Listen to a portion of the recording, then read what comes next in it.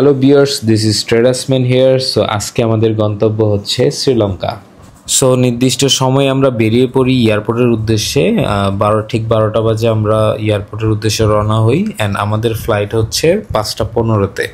Dhaka city হচ্ছে unpredictable, কখন jam লাগে কখন কি হয় এটা আসলেই বলা যায় না, বলা মুশকিল। তো লাকিলি কোনো জ্যাম ট্যাম রাস্তায় পাই নাই অ্যান্ড আলহামদুলিল্লাহ আমাদের ঠিক ফ্লাইটের 3 ঘন্টা আগেই আমরা এয়ারপোর্টে পৌঁছাতে সক্ষম হই। তো চলে আসলাম এয়ারপোর্টের ভিতরে। এখন আমাদের ফার্স্ট যে কাজটা সেটা হচ্ছে চেক ইন করা। তো আমাদের ফ্লাইট হচ্ছে ইন্ডিগো এয়ারলাইন্সের 5:15-তে ঢাকা টু হচ্ছে চেন্নাই। তো চেন্নাইয়ে 5 আওয়ার্স লে আউট, দেন ওইখান থেকে যাব হচ্ছে আমরা কলম্বো এয়ারপোর্টে। তো এখন দেখা যাক রো এতে হচ্ছে ইন্ডিগো এয়ারলাইন্সের। তো দেখা হচ্ছে আফটার চেকিং এর পর।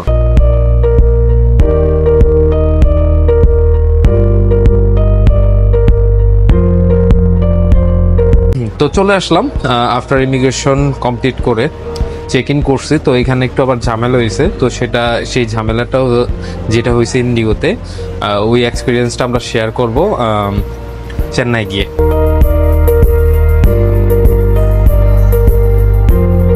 ফাইনালি আমরা এখন হচ্ছে আমাদের যে সিটটা সিলেক্টেড ছিল, যদিও সিলেক্ট করছে একটা, বাট ইন্ডিগো আমাদের অলরেডি এরকম একটা প্লেসে সিটটা পড়ছে যেটা হচ্ছে আমাদের পড়ার কেউ নাই।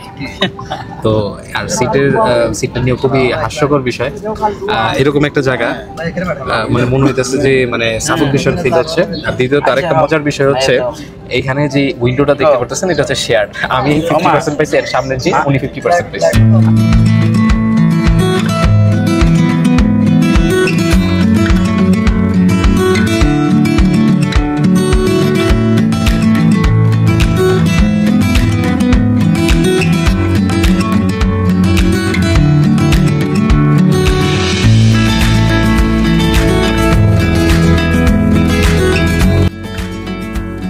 সো অলরেডি চলে আসলাম চেন্নাই এয়ারপোর্ট ট্রান্সফারে। সো এই এয়ারপোর্ট ট্রান্সফারের একটা বেশ কিছু প্রবলেম আমি ফিল করছি। যারা আপনারা নতুন আসবেন এই বিষয়টা নিয়ে একটু ভাববেন, কারণ চেন্নাই এয়ারপোর্টে যখন আসবেন এখানে হচ্ছে ইন্টারন্যাশনাল যে ট্রান্সফারের জাস্ট একটা ছোট্ট একটা রুম, যেখানে অলমোস্ট 200+ প্যাসেঞ্জার বসতে পারে। আর এইখানে মোস্ট ইফেক্টিভ হচ্ছে এখানে ফুড অর্ডার বা প্লাস হচ্ছে ওয়াইফাই। আপনি চাইলেও এখানে ওইভাবে ওয়াইফাই ইউজ করতে পারবেন না। আপনার এখানে জাস্ট একটা বুথ আছে, যে বুথের মাধ্যমে আপনার পিএনআর অ্যান্ড পাসপোর্ট দিয়ে ওইখানে আপনার ওয়াইফাই পাসওয়ার্ড জেনারেট করা। বাট এইখানে অলমোস্ট 500 to 600 প্যাসেঞ্জার্স একটা বুথে, ওইভাবে মানে খুবই হ্যাসেল। তো আমি অলমোস্ট 30 মিনিটস ওইখানে দাঁড়ায় ছিলাম, তারপর ওইখানে তেমন কিছুই করতে পারিনি। তো আশা করি খাবার নিয়ে এখন বেশ মানে কোনো ফুড লাউঞ্জ বা কোনো কিছু এখনও পাইনি। বাট যদি ওনারা ফুড লাউঞ্জ অ্যাক্সেস বা আদার্স কোনো অ্যাক্সেসে কোথাও নিয়ে যায় তো সেটা অবশ্যই আপনারা দেখতে পারবেন। তো আশা করছি আমাদের ফ্লাইট হচ্ছে এখন বাজে হচ্ছে 8টা, রাত 8টা। বা আমরা অলমোস্ট 30 মিনিটস হয়েছে আমরা এখানে ল্যান্ড করছি। 7:35-এ আমরা ল্যান্ড করছি। তো আমাদের অলমোস্ট 5 আওয়ার্স অ্যান্ড 30 মিনিটস আমাদের ওয়েট করতে হবে। তো দেখা যাক কি করা যায়, এতক্ষণ কীভাবে ওয়েট করবো আমি জানি না, নো আইডিয়া।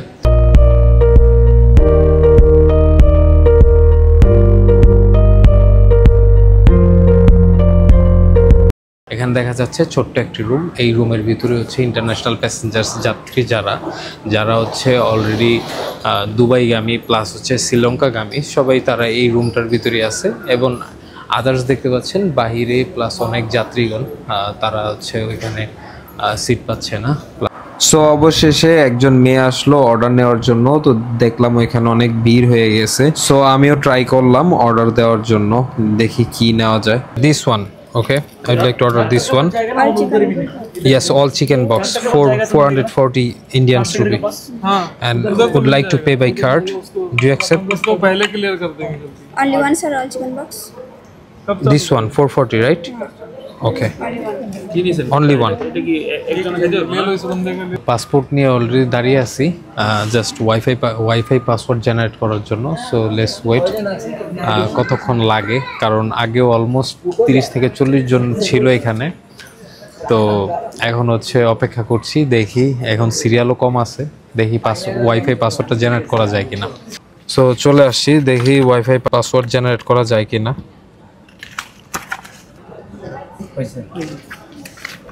ওকে, আমার পাসওয়ার্ড চলে আসছে, দেখা যাচ্ছে 1 ঘন্টার মতো অপেক্ষা করে আমি এই সিরিয়ালটা পাইছি জাস্ট পাসওয়ার্ড জেনারেট করার জন্য। ওয়াইফাই পাসওয়ার্ড জেনারেটের পর আমাদের যে ট্রান্সফারের যে রুমটা, সকল যাত্রী যে রুমে থাকে, এসে দেখি এখানে আমাদের এক বাংলাদেশি ভাই খুবই অসুস্থ হয়ে পড়ছে। এই হচ্ছে বর্তমান অর্ডার করা খাবার চলে আসছে। 3 আওয়ার্স প্লাস আমরা অলরেডি এখানে। বাট এই এয়ারপোর্টে আমি আজ পর্যন্ত যতগুলো এয়ারপোর্টের লাউঞ্জ বলেন, এয়ারপোর্টের ট্রানজিট এরিয়া বলেন, বাট এই এয়ারপোর্টের মতো আমি এরকম ট্রানজিট এরিয়া দেখি না। Like it's kind of jail, মানে এটা একটা জেলের ভিতরে আছি। সো এখানে কোনো ফুড কোর্ট নাই, ফ্রি জোন ফুড এরিয়া বা ফুড স্টল কোনো কিচ্ছু নাই। জাস্ট একটা ওমেন আসলো, বললো কারো কিছু অর্ডার লাগলে নিলেন। ইন্ডিগোর লাইক এরা সবাই না কাইন্ড অফ মিসবিহেভ, মানে বাংলাদেশ থেকে আপনার চেক ইন থেকে শুরু হয় আমাদের সাথে ঝামেলা। আপনার চেক ইনে যখন যাই, মানে আমি আমারটা সব কিছু ওকে ডান বলছে যে you can go, okay you can check in, no problem. আমার যে আঙ্কেল আমার সাথে যায়, আমার সাথে একসাথে কলম্বো যাওয়ার প্ল্যান, তো ওনারও যেই সব টিকিট করা, আমারও সেম টিকিট করা, একই পিএনআর, সব কিছু ঠিকঠাক। তারপরে হচ্ছে ওনাকে বলতেছে যে আপনার রিটার্ন টিকিট, বাট আমার রিটার্ন টিকিট হচ্ছে আমি ইউএসএ থেকে বাংলাদেশে ব্যাক করবো, আর উনি মালয়েশিয়া থেকে ব্যাক করবে, এতটুকুই ডিফারেন্স। তো ওনাদের ওইখানে ইন্ডিগোতে আপনার মানে টিকিট রিটার্ন অনওয়ার্ড টিকিট নাই দেখে আপনার ওনাকে বোর্ডিং পাস দিবেন। তো ইনস্ট্যান্ট ওইখানে এরকম একটা সিচুয়েশন, বলে ওটা ওনাদের এয়ারলাইন পলিসি। তো এরকম একটা সিচুয়েশন, আমাদের কিন্তু অলরেডি বুকিং পিএনআর ছিল, বুকিং অনওয়ার্ড রিটার্ন টিকিট ছিল হচ্ছে আপনার বিমান বাংলাদেশে। আমার তো অলরেডি, আমি তো বাংলাদেশে ব্যাক করব, তো আমি যে কোনো আমার ইন্ডিপেন্ডেন্ট থাকতেই পারে, আমি বাংলাদেশের বিমান, আমি তো কনফার্ম টিকিট, এমন তো না আমি জাস্ট বুকিং করছি, আমি ফুললি কনফার্ম করছি, টিকিট অলরেডি ইস্যুড শো করছে, সব কিছু দেখানোর পরও তাকে বোর্ডিং পাস দেয়নি। তো শেষে কোনো উপায় না পেয়ে আমরা সেম ইন্ডিগোতে টিকিট কেটে এরপরে নিয়ে আসি।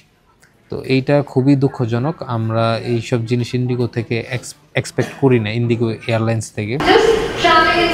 আমরা এখন হচ্ছে এয়ারপোর্ট ইন্টারন্যাশনাল ট্রান্সফার থেকে আমরা জাস্ট চেক ইন করলাম এখানে, চেক ইন শেষ। এখন হচ্ছে আমাদের মেইন গন্তব্য হচ্ছে এখান থেকে ডিরেক্টলি কলম্বো। সো আমরা এখন, আমাদের গেট নাম্বার হচ্ছে 111। সো এখন দেখতে পাচ্ছেন রাত বাজে হচ্ছে 12:30। তো আসুন আমার সাথে। অনেক কল্পনা শেষে আমরা আমাদের গেট ওপেন হয়েছে। তো আমাদের গেট হচ্ছে 111। সো আমাদের ফ্লাইট হচ্ছে 1:05-এ। তো এখন হচ্ছে আমরা কলম্বোর উদ্দেশ্যে রওনা হব। তো এই ছিল, মানে সব মিলে হচ্ছে একটা হ্যাসেল, মানে যারা হচ্ছে টাকা সেভ করতে চায় তাদের জন্য এই ফ্লাইট ঠিক আছে, যে না ঠিক আছে 5-6 ঘন্টা আমি যদি অপেক্ষাও করি এয়ারপোর্টে without food, without internet, no problem, তারা এই জিনিসটা চুজ করতে পারে। এটা হচ্ছে অনেক কস্ট সেভলি। ফাইনালি আমরা এখন ফ্লাইটে উঠবো অনবোর্ডে। তো আমাদের এখন গন্তব্য হচ্ছে কলম্বো।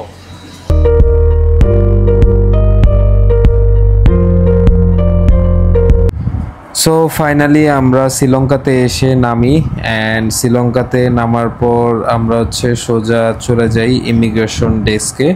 অ্যান্ড আমাদের আগে থেকেই ইটিএ করা ছিল, সো আমাদের কোন ভিসা অন অ্যারাইভাল ডেস্কে যেতে হয়নি বা কোনো ধরনের হ্যাসেল পোহাতে হয়নি। সো ইমিগ্রেশন কাউন্টারে গেলে ওনারা জাস্ট জিজ্ঞেস করে যে কত দিনের জন্য আসছি অ্যান্ড এতটুকুই, কোথায় যাব।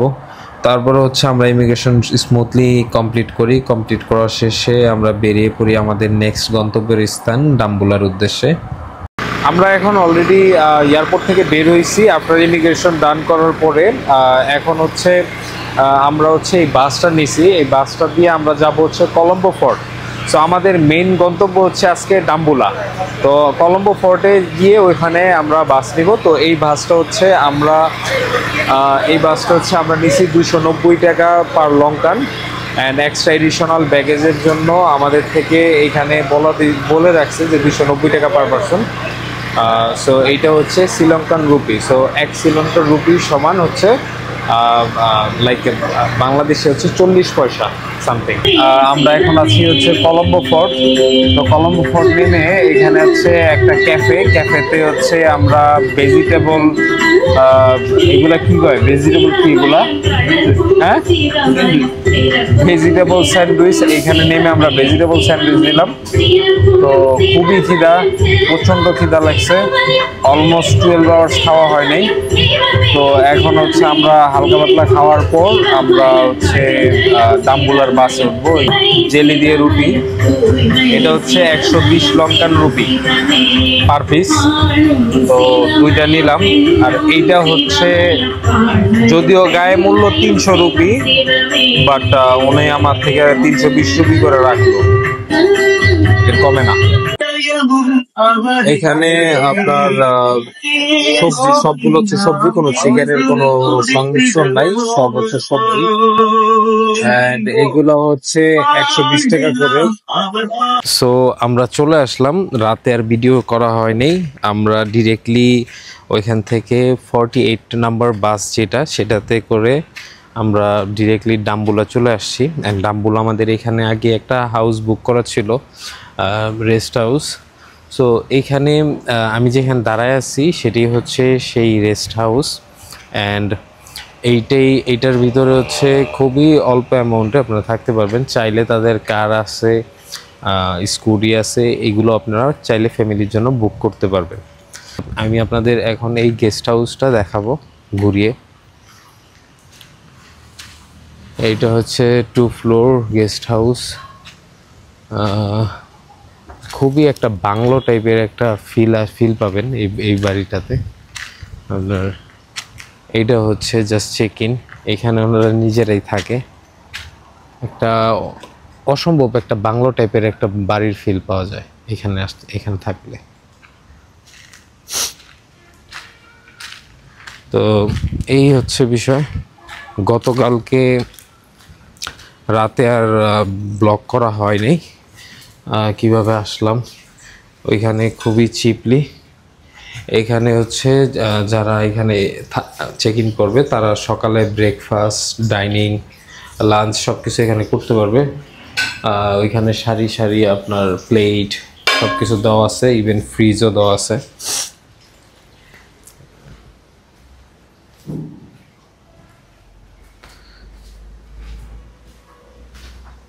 সো এই হচ্ছে আমাদের রুম। এইটা আমরা খুবই অল্প অ্যামাউন্টে নিছি, প্রায় প্রতি রাত হচ্ছে 1200 সামথিং। এই হচ্ছে আমাদের রুম। এটা হচ্ছে ওয়াশরুম, খুবই গিজার আছে, সব কিছু আছে, পারফেক্ট। সো এইখানে হচ্ছে আপনার হিটার আছে, প্লাস হচ্ছে এইটার হচ্ছে আপনি রিফিল করতে পারবেন ফিল্টার ওয়াটার। সো সব কিছু মিলে একটা বাংলো টাইপের বাড়ি। যারা সোলো ট্রাভেলার প্লাস হচ্ছে বাজেট ট্রাভেলার আছে তারা অবশ্যই এইটা হবে ফার্স্ট চয়েস। ডাম্বুলাতে একদম মেইন সিটি থেকে 200 মিটার জাস্ট দূরত্ব। সো আমরা ঘুমাইছিলাম, ঘুম থেকে উঠে আমাদের একদমই সময় নেই। আমাদের পরবর্তী গন্তব্য হচ্ছে পিদুয়াঙ্গালা রক। সো এখন আমরা সকালেও ব্রেকফাস্ট করি নেই, জাস্ট আমরা হচ্ছে বর্তমান আমরা লাঞ্চ অ্যান্ড ব্রেকফাস্ট দুটোই বলতে পারেন, এগুলোই হচ্ছে আমাদের বর্তমান মেনু। খাবারটা খুবই ভালো।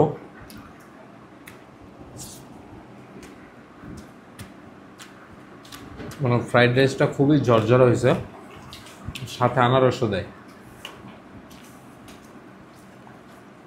সো আমি জাস্ট এখন এই স্কুটিগুলো রেন্ট নিচ্ছি। একটা স্কুটি, কোনটা স্কুটি আমাদের, which scooty you are giving? This one. So This scooty we are taking for rent for 1 days. So এখন এই পেপারটা দিছে, so which side I should fill it up? Here you don't have to hear your name. Yes. And your driving license and your phone number then. Okay, perfect. Thank you. It's better আমি পুরো বাইকটাকে একটু video করে নেই, কারণ in case যদি কোনো ঝামেলা হয়, আমি যেটা নষ্ট করি নাই, বাট যদি এরকম কোনো হয় তো এই জন্য একটা ভিডিও করে নিলাম। That's it, thank you.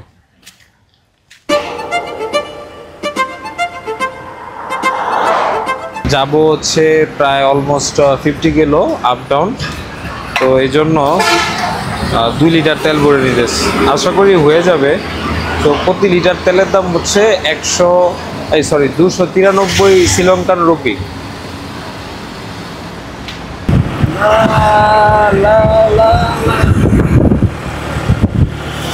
তো আমরা আসলে চলার পথে দেখতেছি যে আসলে শ্রীলঙ্কান জাতি আসলে ওরা অনেক পরিষ্কার পরিচ্ছন্ন জাতি, অ্যাটলিস্ট আমাদের মতো না।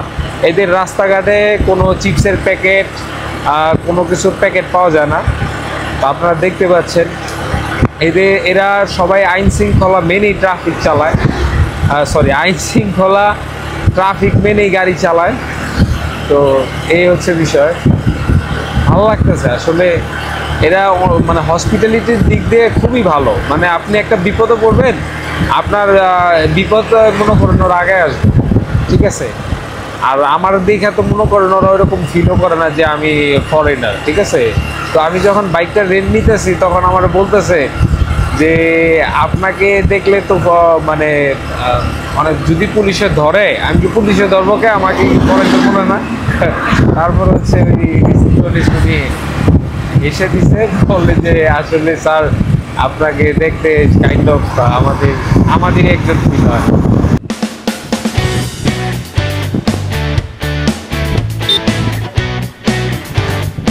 যাওয়ার পথে যেতে যেতে দেখা হয়ে গেল এই বানরগুলোর সাথে। এরা মেবি পুরো একটা গোত্র, তো এদের দেখে ভাল লাগলো, বাইকটা ব্রেক দিলাম।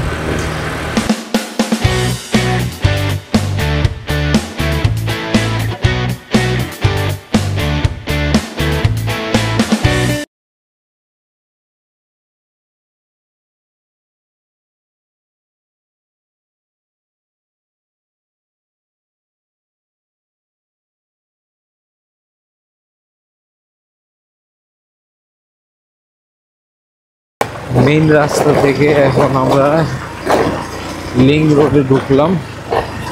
এটা হচ্ছে পিদারাঙ্গুলা যাওয়ার রোড, খুবই পাহাড়ি রোড, খুবই বাজে অবস্থায়, লাল মাটি বা বালু, এটা খুবই পিচ্ছিল। তো যাচ্ছি আর কি।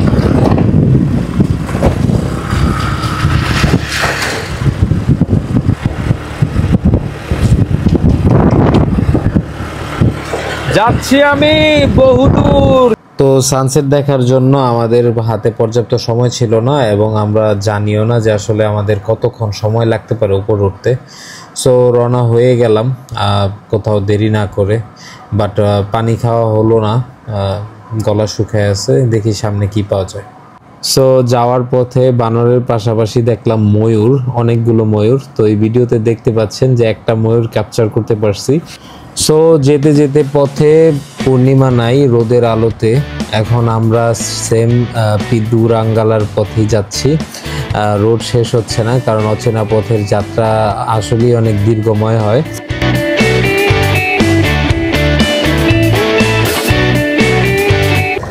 সো আমরা চলে আসছি পিদারাঙ্গুলাতে। এখন হচ্ছে আমরা উপরে যাব, যাওয়ার পর ওইখান থেকে টিকিট ম্যানেজ করব, ম্যানেজ করার পর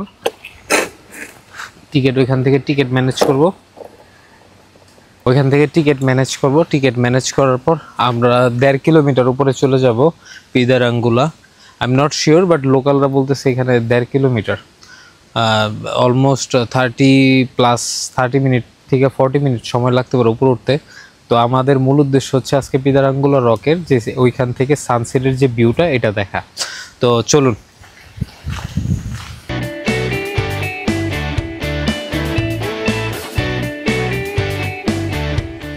সো আমরা এখন উপরে উঠবো আস্তে আস্তে। এখানে টিকিট কাউন্টার, সো দেখা যাক টিকিট কত। Is there have any tickets for? Okay, so is it for Pidarangula Rock or Cap Temple Cap? Both. Do you sell for both? So for both, how much? 1,000 each. 1,000 each, both. And if I don't take the Temple Cap and goes up, go through the temple. Oh, it's go through. Okay. Give us 2 tickets. 2,000, right? Okay. It's open, right? Until we can. Okay. Thank you very much. আমাদের ticket নেওয়া শেষ। এখন আমরা যাচ্ছি উপরে। তো 2টা ticket হচ্ছে একই, temple cave and rock temple. So 2টাই টেম্পলে হচ্ছে ক্যাবে যে গুহা, ওইটার টেম্পলের ভিতর দিয়ে হচ্ছে ওই গুহাতে যায়।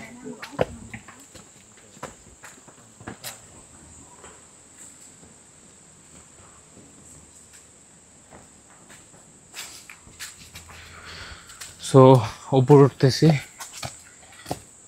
এখন হচ্ছে কোন সাইড দিয়ে যাব নট শিওর।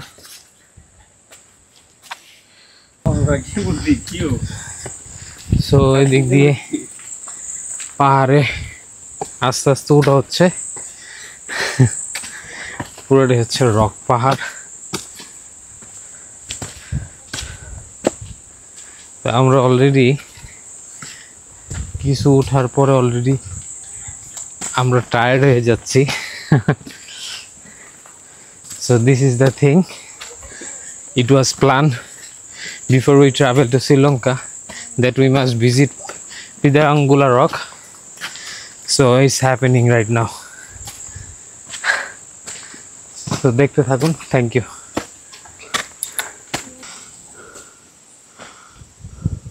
পুরোটাই rock.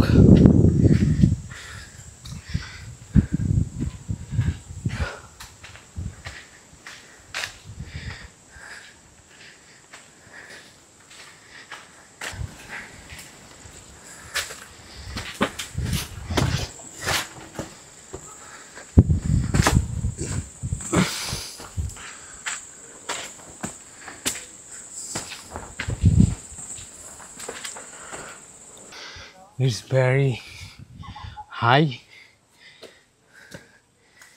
so I'm just tired. আমার পা চলতেছে না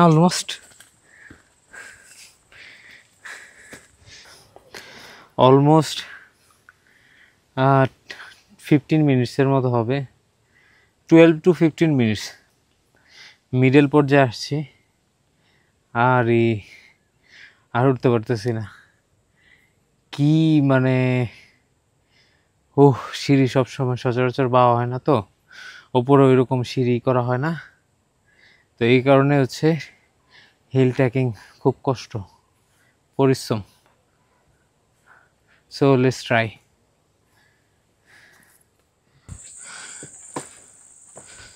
সো পাহাড়ের দিকে উপর উঠতেছি আমরা। সেখানে আরো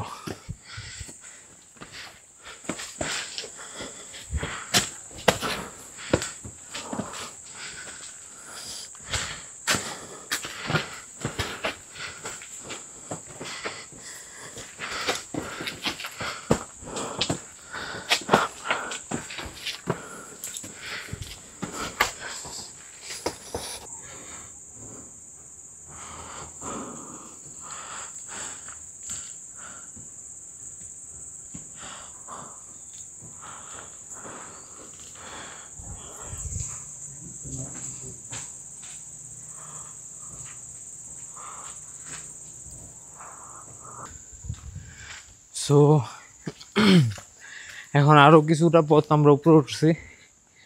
যাই না যে এইটার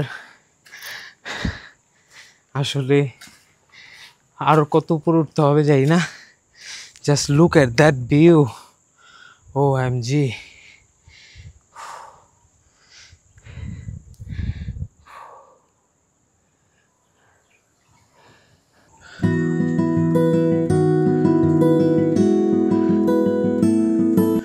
এটা হচ্ছে 1 mm of paddy fields in Kahabanu coins were donated by the mason Dalaganianuka.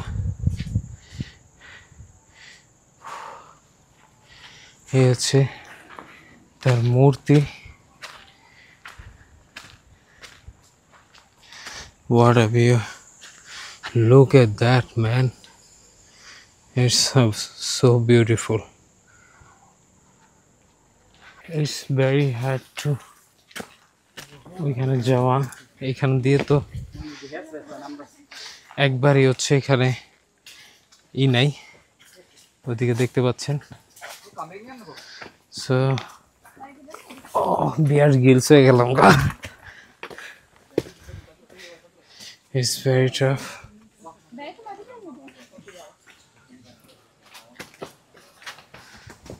Thank you.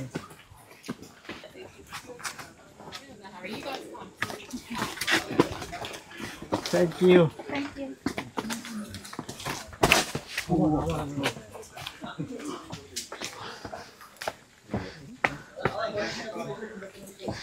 এটা খুবই কষ্টদায়ক। এখানে অলমোস্ট রশি দেওয়া, সো আই ডোন্ট নো কিভাবে উঠবো।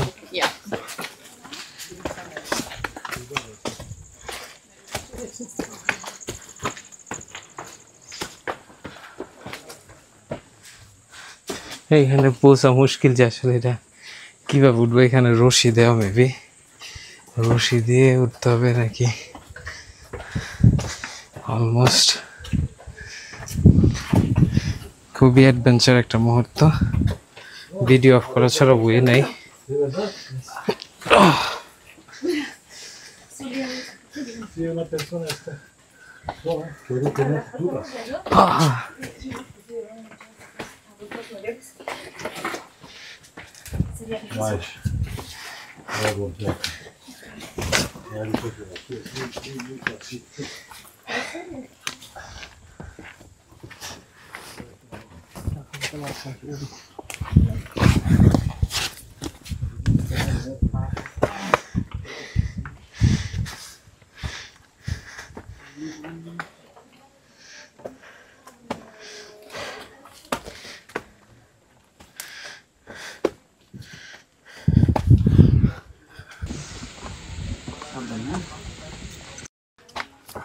Ahora es, se vuelve más difícil. Sí. Ah, ¿ves? Estoy. Un poquito. I'm not sure.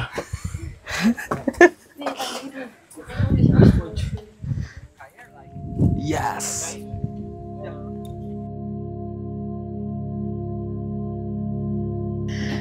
প্রায় 20 minute ট্রায়ালের পর উপরে উঠলাম। ওঠার পর এত সুন্দর একটা মুহূর্ত, এই মুহূর্ত দেখে মানে মাশাআল্লাহ কত সুন্দর একটা দৃশ্য। এখন মন চাইতেছে এটা থেকে নেমে ওইটার উপরে উঠি, তারপরে ভিউটা দেখতে মন চাইতেছে। তো এত সুন্দর একটা দৃশ্য, মাশাআল্লাহ।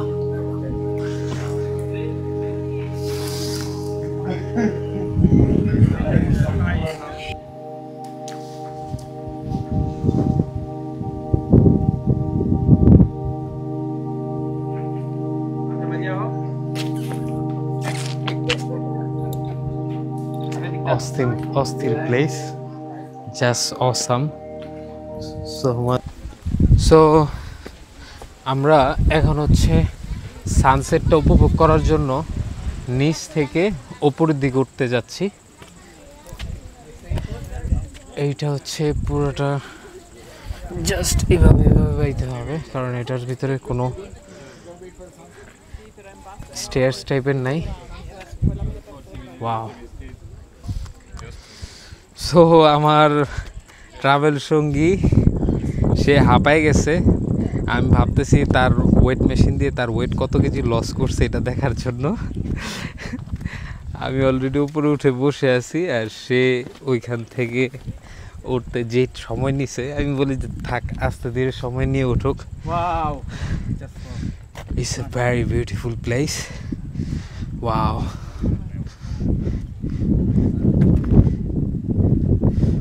So it's a very beautiful place.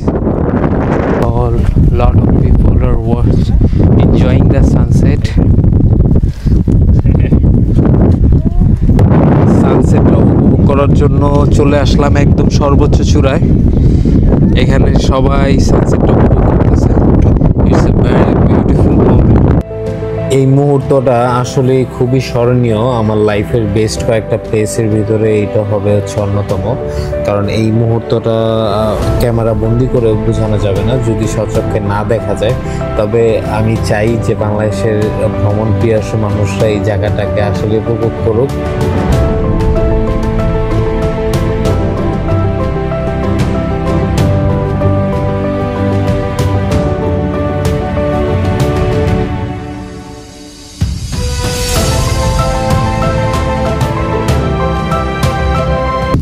Sunset শেষ, এদিক দিয়ে হচ্ছে টোটালি সানসেট ছিল। এখন সানসেট ভিউ আমরা উপভোগ করতেছিলাম।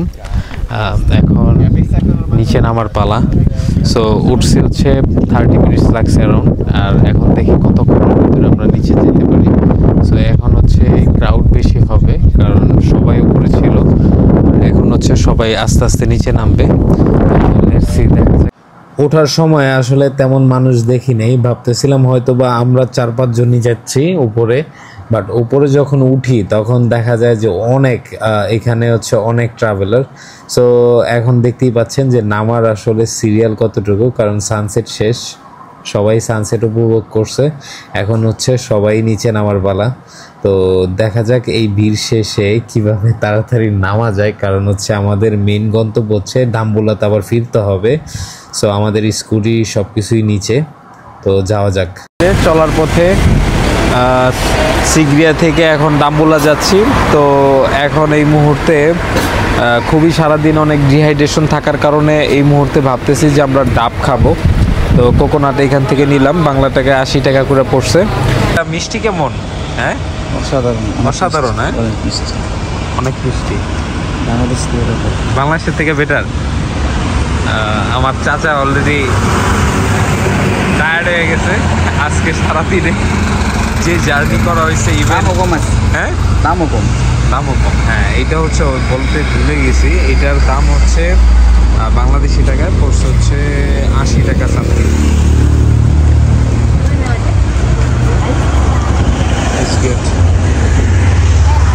সো যাওয়ার পথে হঠাৎ একটু ব্রেক দিলাম। ব্রেক দেওয়ার পর আমার ফিল হচ্ছে যে আমি অনেক বছর পর ঠিক চাঁদের এরকম আলো একটা জ্যোৎস্না না, বাট চাঁদের এরকম আলো একটা দেখলাম, রাত দেখলাম। সাথে এই আকাশের দিকে তাকালে মানে এত তারা, আমি জানি না আপনারা ক্যামেরায় দেখতে পারতেছেন কিনা, মানে এত তারা মানে বিগত আমি কয়েক বছরে দেখিনি। অ্যান্ড সব স্পষ্ট, একদম ক্লিয়ার আকাশ। ও মাই গড, সুবহানাল্লাহ।